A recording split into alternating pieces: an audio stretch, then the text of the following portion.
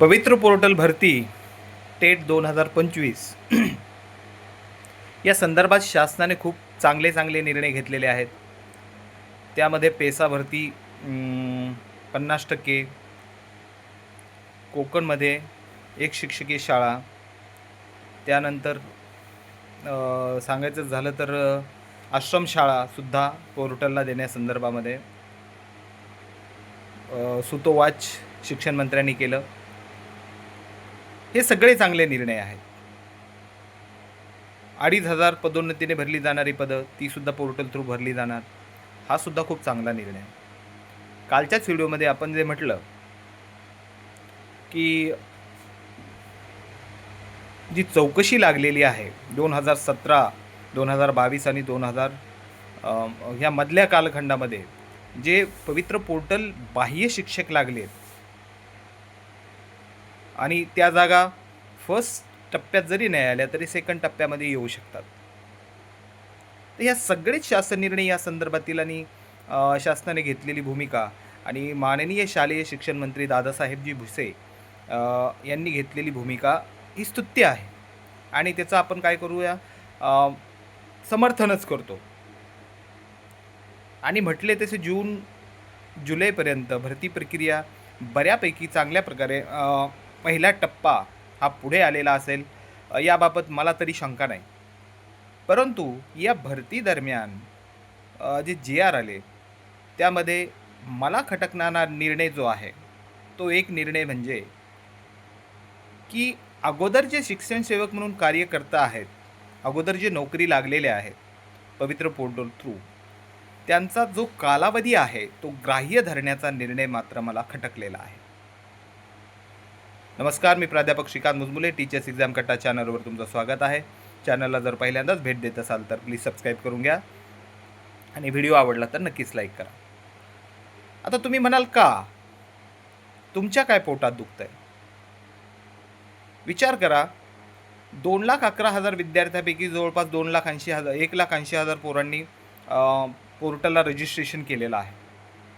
आणि मग या 1,80,000 पोरांपैकी फिक्स आकडा आपल्याला माहीत नाही, पण जे आपल्याला मीडियामधून कळतंय त्यावर आपण 1,80,000 1,90,000 हा आकडा गृहीत धरूया. अशा परिस्थितीमध्ये जवळपास 10,000 विद्यार्थी जे आहेत या विद्यार्थ्यामध्ये, आणि तेही टॉपचे मार्क घेणारे, हे अगोदर जॉईन असलेले विद्यार्थीच आहेत. त्यांनी का दिली आहे परीक्षा? त्यांनी परीक्षा अशी दिली आहे की तो परभणीचा आहे पण याचा नंबर कोकणामध्ये लागला आहे, तो परभणीचा आहे पण याचा नंबर कुठेतरी अहिल्यानगरला लागला आहे, आणि यांना काय करायचं आहे, आता आपल्या घरापाशी यायचं आहे, जवळ यायचं आहे. आता ही जी 10,000 पोरं आहेत यापैकी 2,500 पोरं समाधानी असतील, त्यांच्या गावाकडेच त्यांचा नंबर लागला, ठीक आहे. 2,500 पोरं असतील की नाही, ठीक आहे, आपला आता कालावधी संपत आला आहे आणि आपल्याला चांगलं वातावरण भेटलं, इथेच राहायचं आहे. पण कमीत कमी 5,000 विद्यार्थी असे असतील या 10,000 अगोदरच जॉईन असलेल्या विद्यार्थ्यापैकी, जे काय करणार आहेत, जे पवित्र पोर्टलला पुन्हा चांगले मार्क घेतलेले असणार आहेत, कारण की हे इन सर्व्हिस आहेत आणि यांच्याकडे सुविधा आहेत. बाकीच्यांच्या तुलनेत त्यांचा हात चालू आहे, यांच्याकडे पैसा पाणी आहे. मग अशा परिस्थितीमध्ये हे काय करणार झाले, पवित्र पोर्टल प्रक्रियेमध्ये जॉईन होणार झाले आणि ते ज्या ठिकाणी आहेत त्या ठिकाणाहून दुसऱ्या ठिकाणी जाण्यासाठी आपलं काय करणार झाले, जागा बदलणार झाली. आता ही जागा ज्या वेळेस ते बदलतील, ही प्रक्रिया 26-27 या वर्षामध्ये होते. ध्यानात ठेवा, 26-27 आणि मे 2026 पर्यंतचीच पदे, रिकामी होणारी पदेच कुठे येणार आहेत, आपल्या पोर्टलला येणार आहेत. म्हणजेच या 5,000 पोरांपैकी कमीत कमी 2,000 ते 2,500 व्हॅकन्सीज काय होणार झाल्या, लॅप्स होणार झाल्या.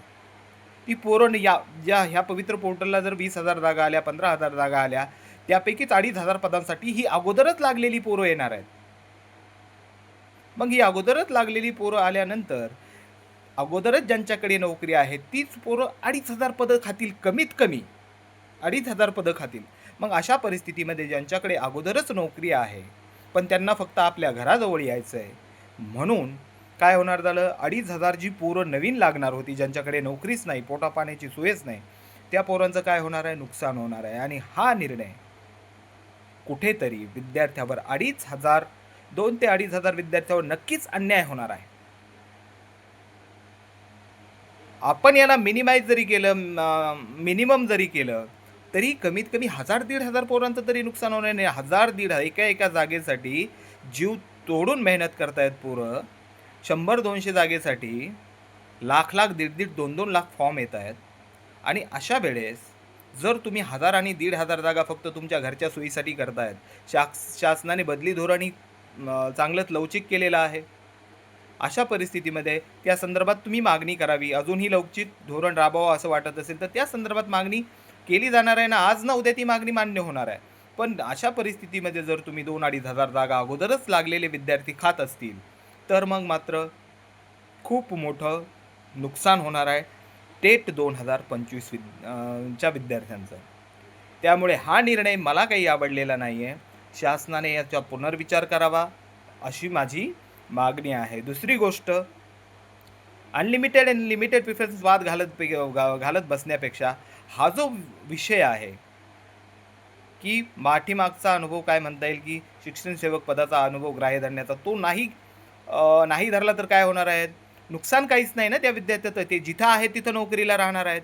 मग इथे स्वार्थ काय आहे? फक्त माझ्या घराजवळ यायचं आहे. इथं महाराष्ट्रभर जाण्याची कुठेही तयारी असताना पोरांची उगाच त्या पोरांच्या 2500 जागा, गोरगरीब दीनदलितांच्या जागा खाणं हे अत्यंत चुकीचं आहे. मला तरी वाटतं की फक्त स्वतःच्या स्वार्थासाठी हे धोरण राबवणं किंवा असा तसा विचार करणं चुकीचं आहे.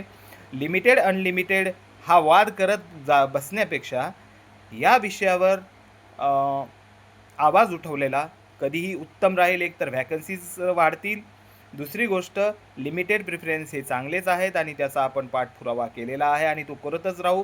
कारण त्यामुळे कमीत कमी 2-2.5 हजार विद्यार्थ्यांच्या व्हॅकन्सीजचा फायदा होणार आहे. जागा रिकाम्या राहणार नाहीत. या संदर्भाने विचार करावा अशी माझी सर्व विद्यार्थ्यांना कळकळीची विनंती आहे. नवीन अपडेटसाठी चॅनलला सबस्क्राईब करा. व्हिडिओ आवडला तर नक्कीच लाईक करा.